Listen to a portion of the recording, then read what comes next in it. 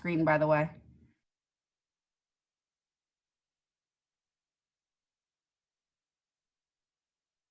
My name is Tracy Lewis, and I am the director of the Access Collaborative, a program within the Office of Diversity and Inclusion that supports parenting students at The Ohio State University.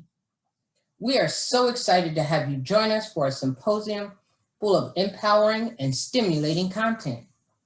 Day one consists of 4 intensive sessions covering a variety of topics, such as supporting fathering students and partnering with community organizations for enhanced support.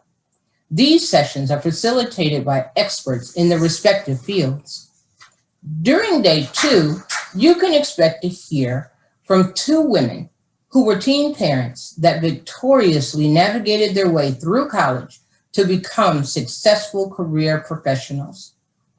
Thursday will also feature multiple breakout sessions centered around this year's theme, setting the groundwork for parenting student empowerment. It is our goal that you will enjoy this year's symposium and depart feeling empowered in your quest to provide support to post-secondary students and their families. If you have not already, we encourage you to visit the agenda page on the SPSS website and select the sessions you are interested in attending. We hope you will enjoy what we have planned, and we look forward to interacting with you over these next few days. To the parenting students, welcome. We are so glad you have joined us. To our first-time attendees, we hope this will not be your last time with us. And to our long-time ride or die SPSS supporters, hey y'all. I hope all of you will find this year's symposium not only insightful, but impactful as well. Now, let the day begin.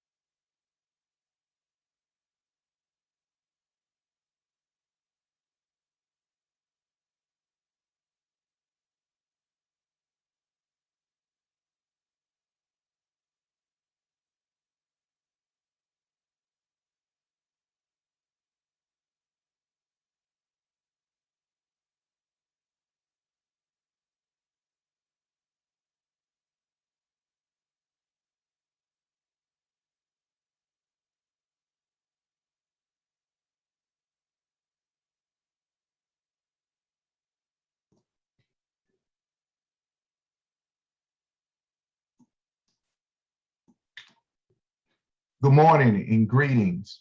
My name is James Moore, and I am the Vice Provost and Chief Diversity Officer at The Ohio State University. On behalf of the Office of Diversity and Inclusion, I'd like to welcome you to the National Student Parent Support Symposium. I hope all who have joined us today take full advantage of this space to share best practices and learn from one another this morning. You're in good hands with Access Director Tracy Lewis and her fabulous team. I'm extremely proud of our Access program, which has become a national model for how to best help parenting students. Our whole approach is based on using evidence-based models to provide wraparound services to parenting students. And over the years, we have shown it works. The graduation rate for our Access students actually exceeds the graduation rate for students in Ohio State's general population. When you consider all that is on the plates of parenting students, that's a pretty amazing outcome. Our keynote speaker today is a great friend of mine, and of course, a brilliant scholar in her own right, Dr. Donna Ford. Dr. Ford is a distinguished professor in the College of Education and Human Ecology at The Ohio State University. She is also a faculty affiliate with the Kirwan Institute and the Center for Latin American Studies. She was at Vanderbilt for 15 years and held two distinguished endowed chairs there. Dr. Ford was, in her earlier career, a professor of special education at The Ohio State University, associate professor of educational psychology at the University of Virginia, and assistant professor at the University of Kentucky. Dr. Ford and I write extensively together, and it gives me great honor and pride to be able to introduce her as our keynote speaker. Dr. Ford, I now give you the floor. Please join me in giving Dr. Ford a virtual round of applause as she comes to the mic. Wow. Thank you, Dr. Moore, my friend and colleague, for that wonderful introduction. And I appreciate the opportunity, really. I mean, I appreciate the opportunity to speak and to be invited here to share my story, my lived experience. And so without further ado, let me go ahead and share my screen and let's get started. I want to thank you all for being here. I know that you had other things that you could be doing, but you chose to be here, and I am honored. So yes, I'm going to talk about, and I love this title that the Access team came up with, From Teen Mother to Distinguished Professor. And there is my information. I hope you can see the screen. I am so dedicated to sharing positive news about those who have grown up in single parent homes or single family homes. I have a mentoring group called R.A.C.E Mentoring. It's on Facebook, Research, Advocacy, Collaboration, and Empowerment. And we have a book series. Please contact me more about R.A.C.E Mentoring, but I don't have time right now. But we have a big book series. And one of the books that I want to share right now is called Telling Our Stories. Culturally Different Adults Reflect on Growing Up in Single Parent Families.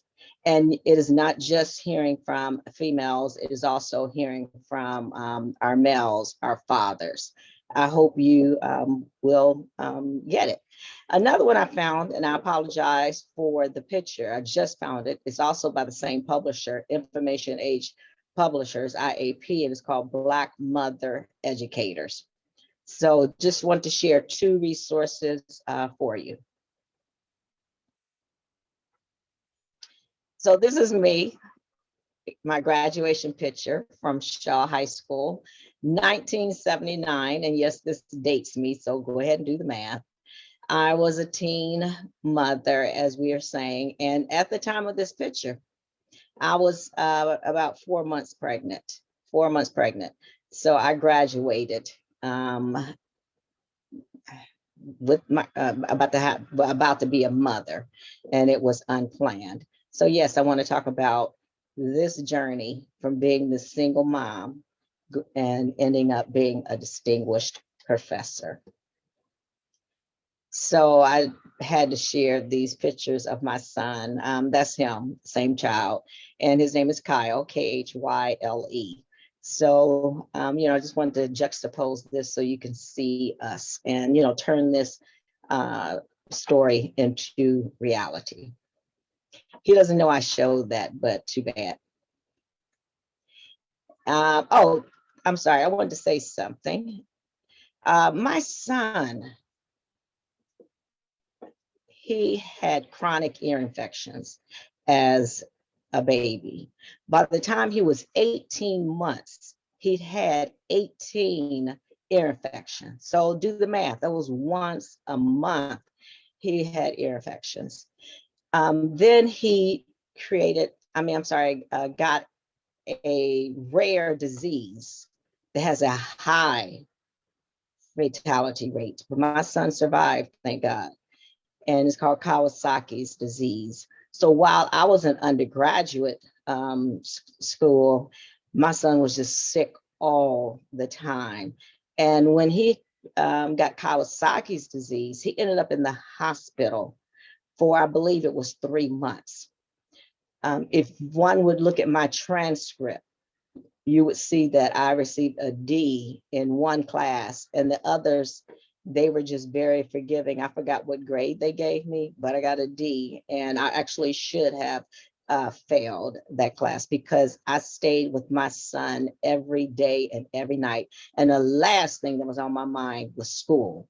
I was trying to make sure the doctors were doing the right thing for this little Black baby who was there, and welfare was paying for this. So unfortunately, even today, you get substandard, subpar treatment if you come in there on public assistance, welfare, as opposed to coming in there as Dr. Ford from The Ohio State University. So very sickly. And I'm sorry, look at him now. He doesn't know I showed that, but since he put it on Instagram, I figured I could take a screenshot. So you could not tell that he was on death's bed when he was around 18 months. If you look up Kawasaki's disease, you will see how wretched it is and the toll that it takes on you. Again, the same picture, growing up in East Cleveland, Ohio. Again, this was 1979. Started from middle school to the time that I moved out, basically, and got married. We lived in this house. So, and I have 2 sisters. I'm the middle child. Now, I put this up here because when I had my son, my mother and I were the primary caregivers. His father was not in his life at all. And this, this is us. And upstairs where that picture is where meaning my son and mine, our bedroom was. But I have a message for you. And I hope you find it inspirational. And that is, I always believed, and Dr. Moore says this a lot as well, my zip code is not my destiny. My skin color is not my destiny. So I never allowed being Black, being low income, and being a female hold me back. My goal in life was to get the hell out of poverty. And I just have to say that. Get out of poverty. And I want to do this for my mother and my son. When we finally got my son out of the hospital, I was so depressed. I was not used to getting bad grades. Semi-perfectionist. So I was depressed. I wasn't doing anything. I was just laying around the house.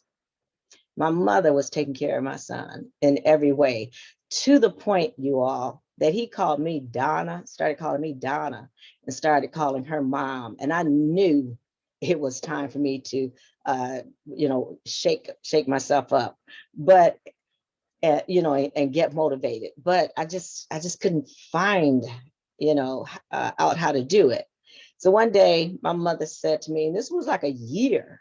My son was about a year now, a little over a year. My mother said to me, Donna, if you don't get up and go to school, go to college, or get a job, you got to get out. That was my ultimatum. And I'm like, oh, hell no, I'm not going to be homeless. So I decided I was going to school, going back to school. I dropped out of Case Western Reserve, right? So anyway, it may not be sequential what I'm saying, but I did go to college, dropped out, and then at Case Western Reserve, and then end up with this ultimatum going to Cleveland State University. I want to tell you, I really wanted to attend Ohio State University, but there was no housing, no accommodations for those who were single parents, single family caregivers. There was no housing for us. There was nothing. I was so upset. So I stayed in my mother's house and I went to Cleveland State. So those of you who are here, count your blessings that there is this opportunity, housing, other supports, as well as this symposium. I went to Cleveland State, as I said, within 3 years, and I'm going to share how. I received my bachelor's degree, and actually I was a double major in communications and in Spanish. After I graduated, I became a telemarketer. And I did not like people hanging up on me and cussing me out. So and the pay was low. I was still the working poor now.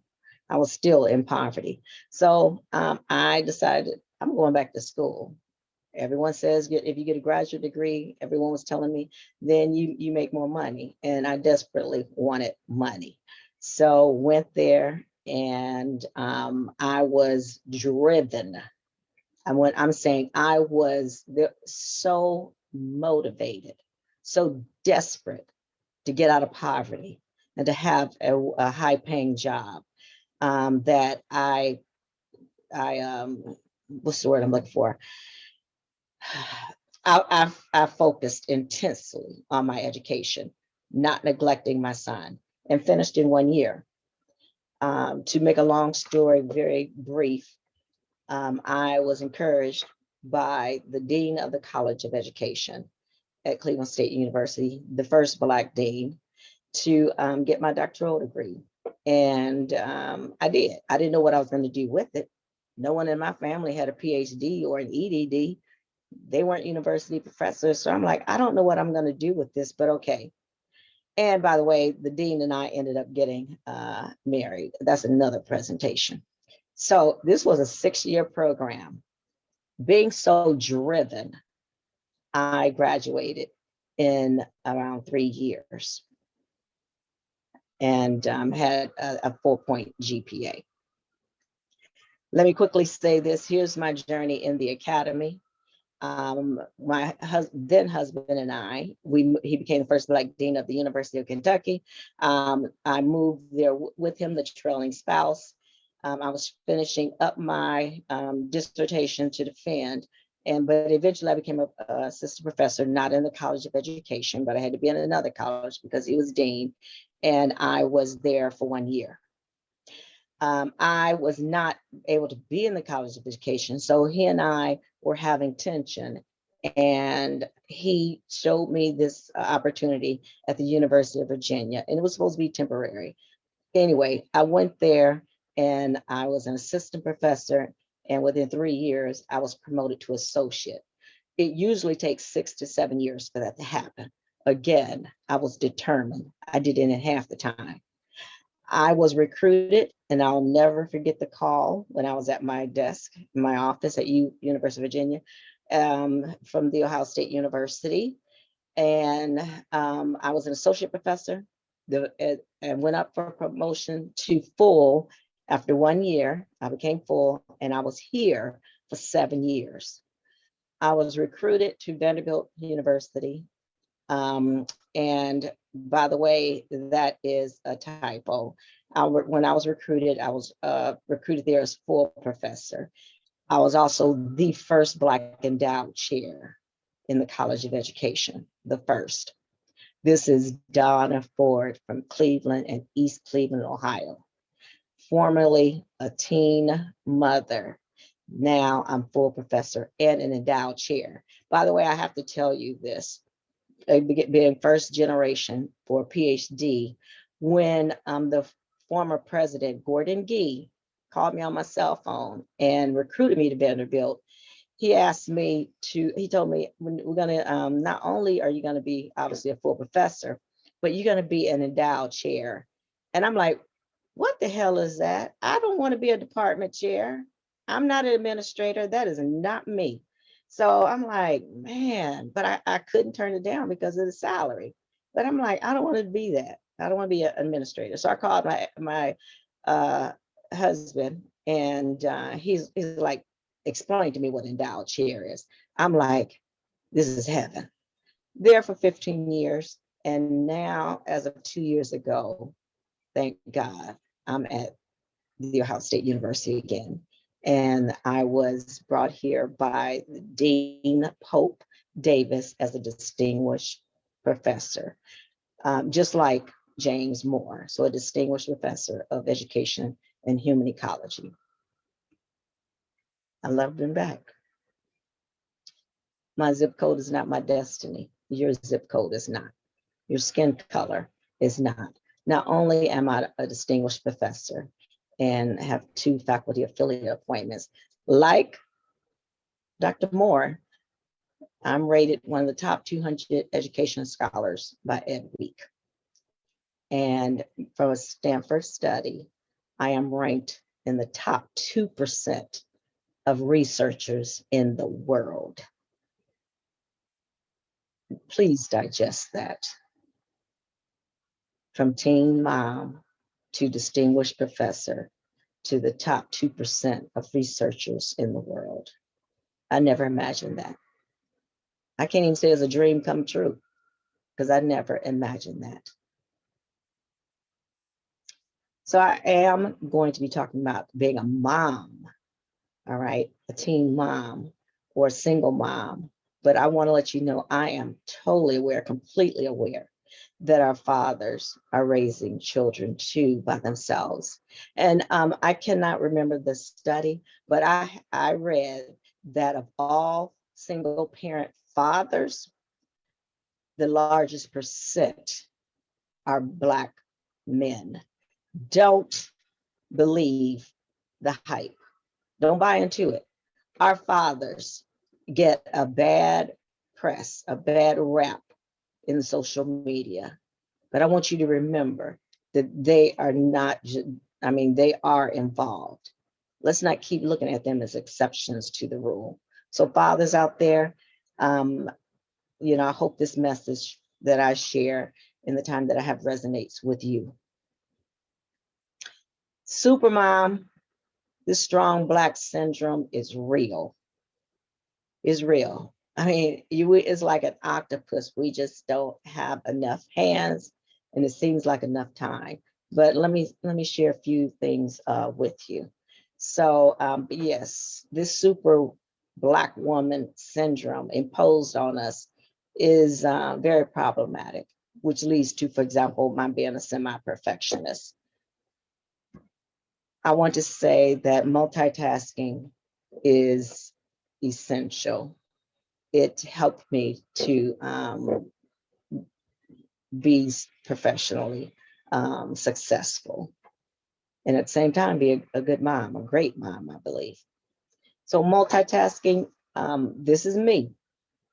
So take what you can and apply it to yourself. I'm not asking you to be Donna Ford from East Cleveland, Donna Ford from Cleveland. I'm asking you to consider your personality and your resources, your situation, your context, and figure out how you can best multitask. So when I am then and now, when we would be eating, I would find time to still get some work done. I can chew, swallow, and have something to drink while reading a book, taking notes, watching a video that we were being assigned to.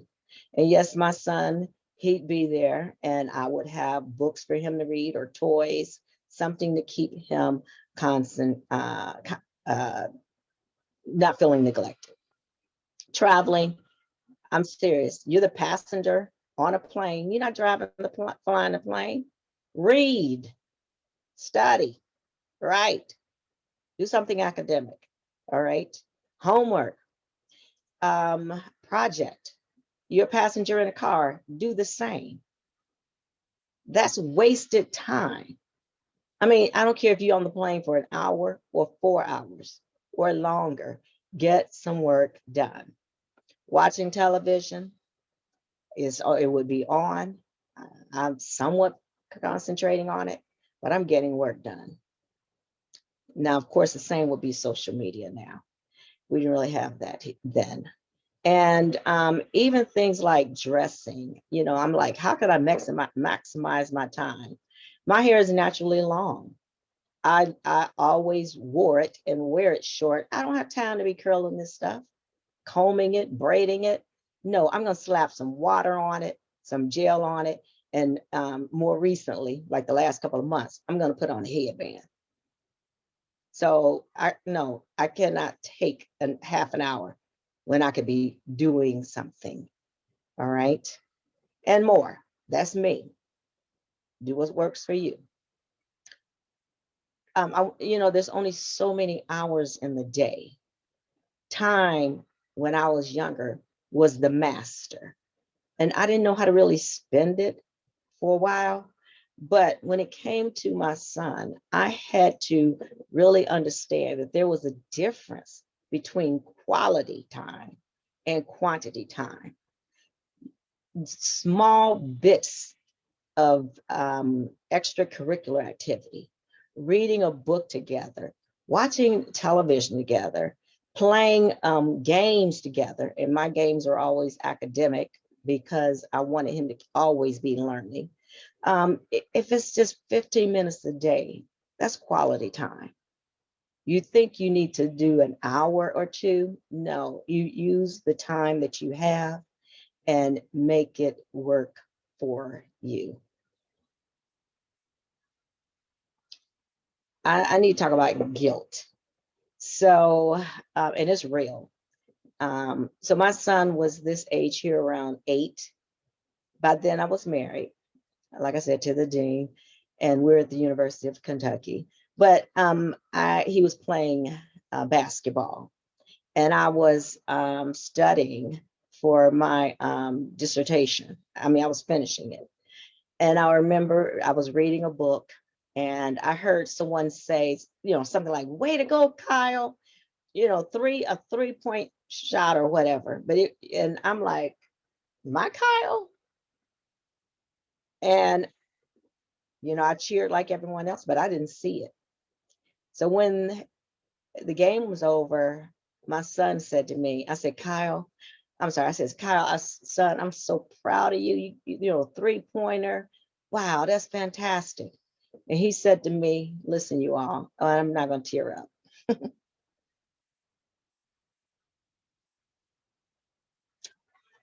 He said to me, Mom, you didn't see that. I was looking at the top of your head. You were reading. I was so driven. I realized I wasn't spending enough time with my son, and I missed that 3-pointer. Anyway, I had to make some changes, and I'll share those. This is my grandson. He just left. He spent the night. And this may be about a year ago.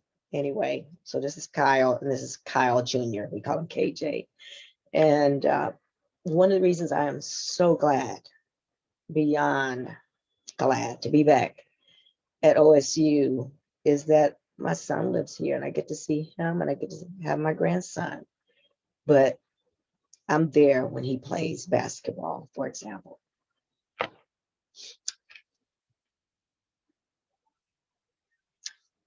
Guilt. The human capacity for guilt is such that people can always find ways to blame others. I'm sorry, to blame themselves. Excuse me. The human capacity for guilt is such that people can always find ways to blame themselves.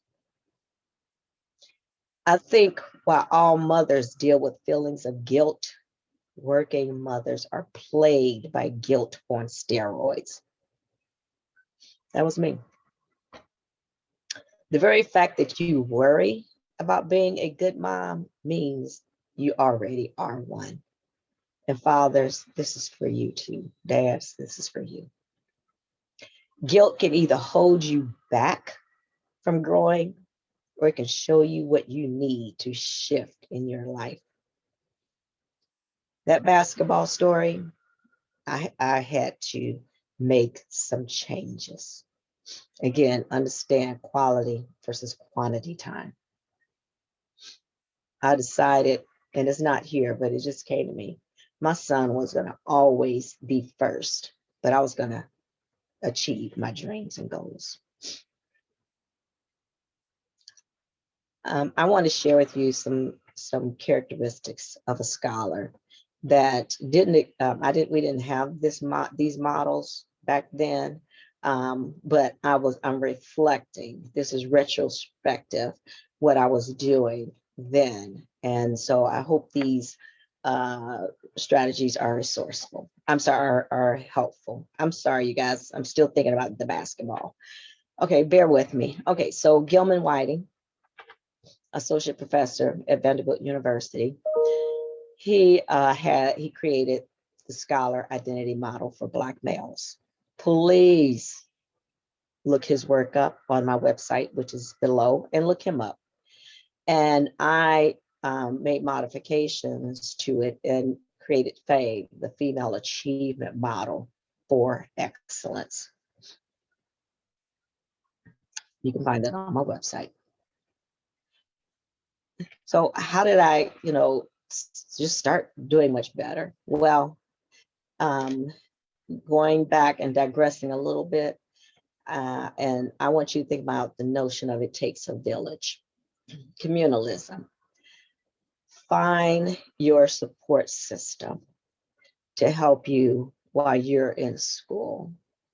And this, we're talking about trusted people in your family who are going to spend quality time with your child so that you can focus on studying. So even if it has to be virtually, your son, daughter, children are with you, you can put them, let's just go ahead and say it, on Zoom, and they can be conversing with these trusted individuals, okay? Sleepovers and more. But I was someone, this is why I'm using trusted. I really didn't like my son sleeping at other people's houses. I didn't know if there was going to be a gun around. I didn't know if they were going to have girlfriend, boyfriend, husband, and do something my son should not be exposed to. Even though I liked them and I enjoyed them, I didn't know what would happen when my son was not in my care. So it was usually people coming to me. But if I were if I were teen mom now, it would be virtually. But by the way, that's my mom being kissed by my son. That's who raised him for a while in the same household with me. Communication, and I know I need to move forward. I started talking more to my son, and I'm saying, I am working so hard. I'm working so that we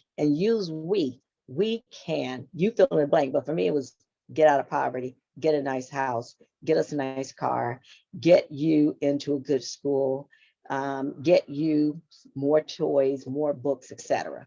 I attend college so that we give you explanations. Please be patient with me, Kyle, because I got to get this degree I got to get this job for us. And, once I graduate, Kyle, we're going to be able to go on vacations. We're going to be able to, you fill in the blank. Professors and advisors, you have to be empathetic. You have to be there and understand the background of your students, what they bring to the classroom. I want to give a plug in here. Dr. Moore and I were mentioned in a podcast that came out yesterday from it in the Inspire series. Okay. And you can hear about the journey, my journey is there, but also Malik Henfield, Dr. Malik Henfield. And one of the things Dr. Henfield says in here is that Dr. Moore, Professor Moore, Advisor Moore was firm with him, hard on him, but understanding. And he was going to make sure that Mr. Henfield became Dr. Henfield. You have to be there for your students. And remember, my professors, they were forgiving with me and could have failed me that semester. Future orientation is a characteristic in scholar identity model and FAME. So I'm saying, you got to think about what are your dreams and goals. And there's a word, it's called a portmanteau that does not exist, but a friend of mine shared it with me. You have to focus and organize. So I want you to go around and say focus and organize. You got to decrease distractions. So in our models, need for achievement has to be greater than need for affiliation. Need to be successful has to be greater than having this huge social life. Let's think about Facebook and all these friends on social media. You don't know half of them. You probably don't know 90% of them. The quantity is there, the quality is not. So you really need to understand the importance of need for affiliation. All right, so need must be greater for achievement than affiliation. You got to be willing to make sacrifices. So I basically did not have a social life. When it came to dating, the only way a man would get me out on a date was, I would say this: if you want to take me out, my son has to come. And if they say, sure, no problem, we went out. If they said, no, can you get a babysitter? Bye. You in my way. My son is not a second-class citizen. He is first in my life. When it came to Greek life, I did not pledge. I didn't do any of that. I didn't have that kind of time. So I'm like, no. So I'm not putting down Greek life, but it was not for me. And it was just too social, too time consuming. It was taken away from my studies. No. And time with my son. So no, I'm not affiliated with any of that then or now. All right. So I never went back and did that. Partying and clubbing, no. I enjoyed it, but I also saw the dangers, getting home late, too tired to wake up when my son was up. I'm like, that's taken away from him. I'm too tired to study. So I didn't do that much. I enjoyed it. That was a sacrifice. And social media, man, you got to get off. You got to unplug. That can wait until you have met your dreams and goals, or you can temper it. Got to make sacrifices. No pain, no gain. I'm almost done. You have to decrease and ideally eliminate distractions. Sometimes it's your family who hold you back. Sometimes it's friends or people you think are your friends who hold you back. Someone you want to date or you are dating. I have goals. So here you go. Bye. Goodbye. Bye. I'm graduating. I'm getting a job for me and my son. Imposter syndrome. I suffer from that a little bit because I was not getting the grades I was used to the first 2 years. So I was like, oh, am I really going to be successful? You got to work on that. And I worked on that when I learned more about self-efficacy, which is agency. I want to be successful. I want good grades. I want that job, and I can do it. And not just I can do it, I will do it. Alfred Bandura, self-efficacy. I can do it. I will do it. Effort must be greater than your notions about smartness and ability. The most successful people are those who apply themselves. Quantity and quality. It's not about how smart you are. It's about how hard you work, how you apply yourself. Effort will take you further in life than ability. So this says, I don't know how my story will end, but nowhere in my text will it ever read, I gave up.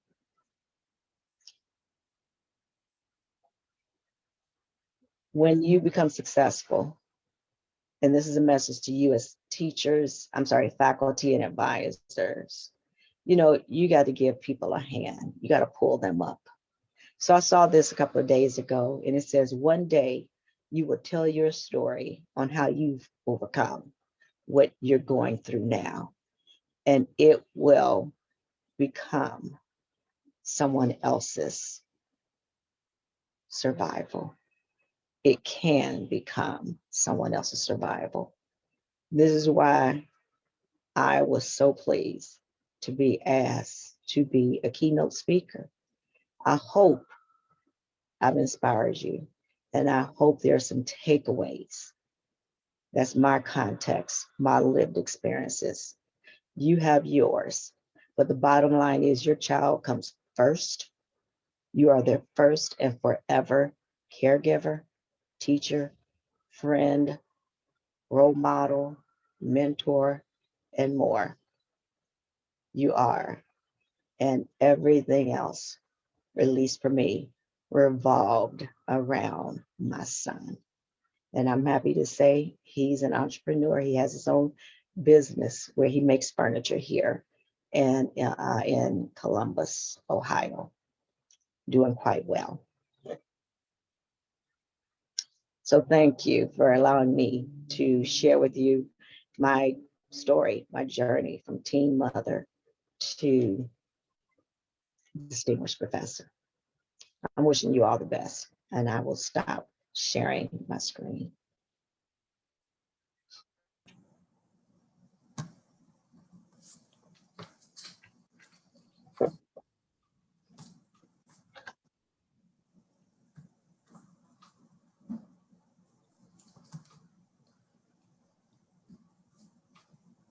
My zip code, my skin color is not my destiny. That's amazing. I love that. I absolutely love it. And all I can say is, wow, just wow.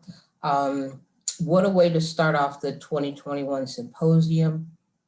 Thank you, Dr. Ford, for such an inspiring, motivational, and emotional message. And now I want to give our attendees an opportunity to ask some questions or to read the questions that we may have.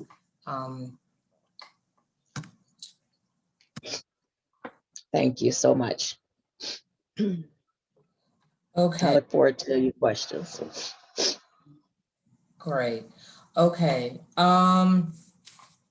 Let me see what I have here. How did you overcome the negative stigma that is often attached to young parents? I'm someone who places little regard on other people's opinions. And I am also aware that there too often, the majority of the time, Black people, just period, are demonized. We're demonized when we are in two-parent homes, two caregiver homes, when we're in nuclear, same thing as nuclear families. We're demonized too often. So that's why this sense of agency and staying focused is important. So if someone were to say that to me, something negative, there was no shame, at least not anymore. For maybe the first 2 years, there was a little bit of shame because I was so smart, and it's like Donna had a baby as a teen mom. But anyway, I've just got this I don't give a damn attitude. That's your problem. That is not my problem, and I am not gonna let you dump this negativity on me. And that's another reason that book was written about diverse mothers and fathers sharing their story, so that we can let them know there are other ways that you must and will look at us. So we defy these stereotypes and odds. I'm not going to own that. Awesome. Our next question is, what advice do you have for campus programs that support single parent students? Well, I didn't really have time to go into that, but and I've never run one, program, and all I can think about is like what I needed. So, opportunities for some social time, so that we could be around other families and not have to go outside the OSU space, and then we could be, safe.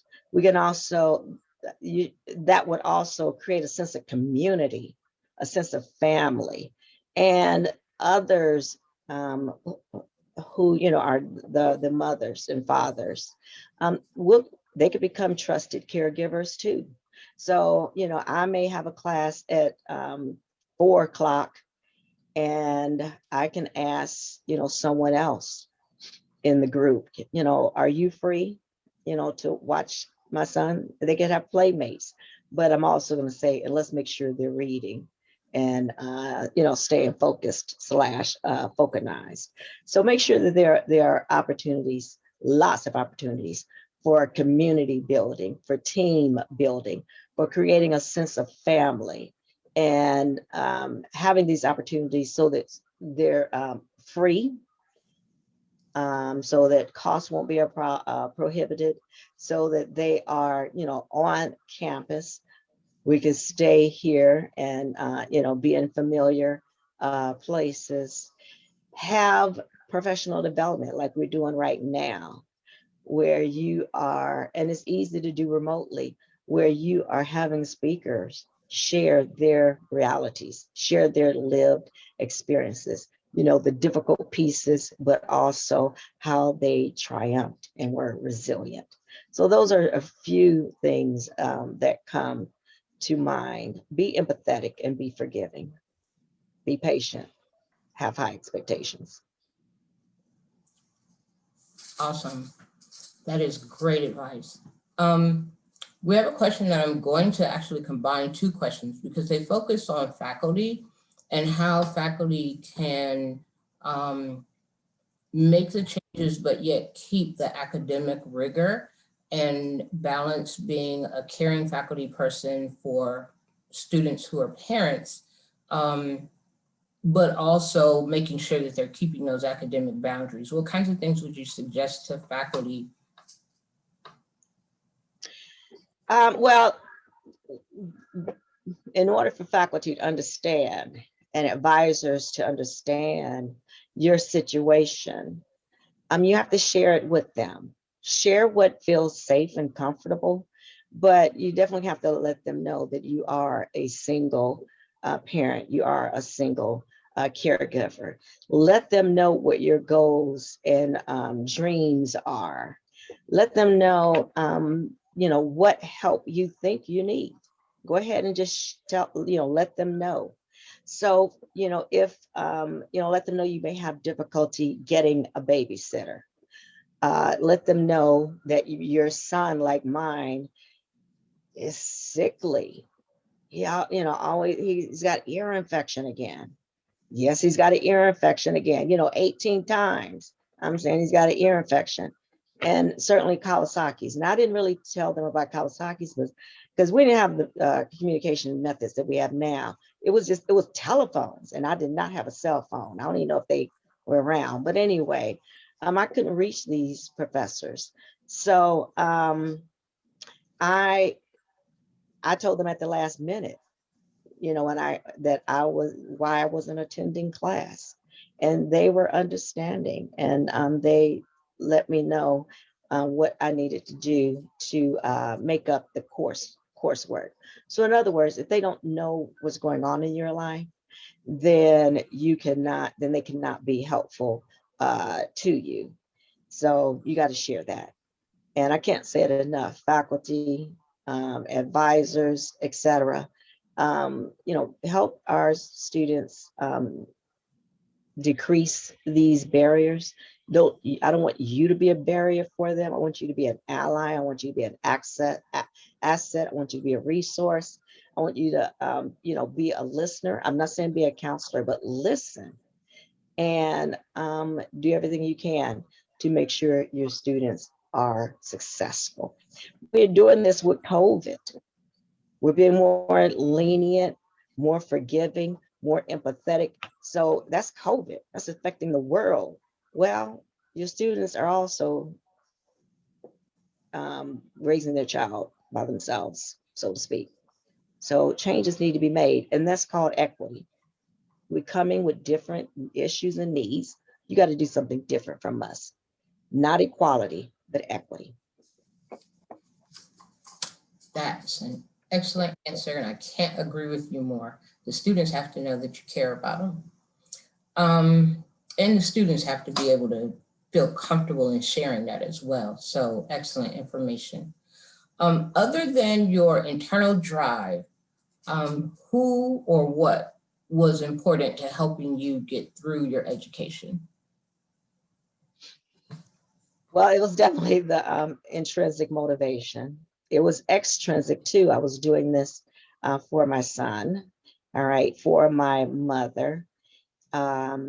I didn't want any, survival guilt, meaning I become successful, but I don't give back. I had to reach back. But I'm sorry, God, what was the second part of that question? Besides my intrinsic motivation? Who or what was important to helping you get through your education? Oh yeah. Oh, it was my family. I mean, my sisters would babysit him as well. And I had some close friends, I mean, true friends who would help out. But I have to say, the number one person that helped me to get through all of this was my mother. So, find one person you can be really close to who could be a resource to you. And yes, that can be a professor in a professional way, an advisor in a professional way who's helping you get connected, who will write a solid letter of recommendation for you, and more. Okay. This is kind of a combination question as well. So how did you teach your son during this time where you were in school and doing all the things that you were doing? What were the academic studies that you gave to him? And how So, yeah. Go ahead. Okay, so one thing, and this was an introduction with Dr. Moore. One thing that I hope you picked up on, that my field is gifted education. My entire career has been built around how to recruit and retain more Black and Hispanic and low-income students into this damn near all-white world of gifted education. No, you're gonna have some Black and brown children in there, and they all are not gonna be, all these children don't have to be well off. So I knew that I wanted my son to do well in school.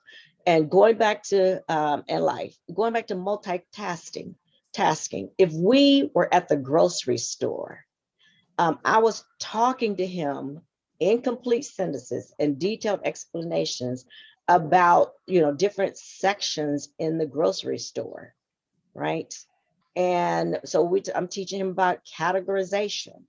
We played word games. If we were in the car driving, if I was driving, we were playing word games. He was always being exposed to books, and when I was studying, he was studying. I remember even in college, we had, when we could, time we would sit down together. Is you studying, Kyle? Now I'm studying. So I got to role model for him. I made learning fun. I mean, all throughout the day, we were having fun, but I was also teaching him. Um, he didn't even know it. He didn't know it. And like me, he was eventually identified as gifted. So make learning fun. Children don't have to know that you're teaching them. You could be in any place. You could be watching TV and have an academic focus. Awesome. Sports. I'm sorry, with sports, my son would be a scholar athlete. And I didn't say an athlete scholar. He's going to be a scholar who plays sports. He's going to have something to fall back on. That is awesome. Awesome presentation, awesome information, great questions. Thank you, Dr. Ford, for spending your morning with us. This has been an awesome way to start the symposium. We appreciate your willingness to share and educate us, and I will definitely be vulcanizing for sure. Right on. Thank you, everyone, for joining us for the session this morning. Thank you. Next, we have 4 concurrent workshops for you to choose from. They will begin at 10 a.m. And once you complete your survey, you will be rerouted to the agenda page. Thank you so much. And we will see you later on. Enjoy your workshops.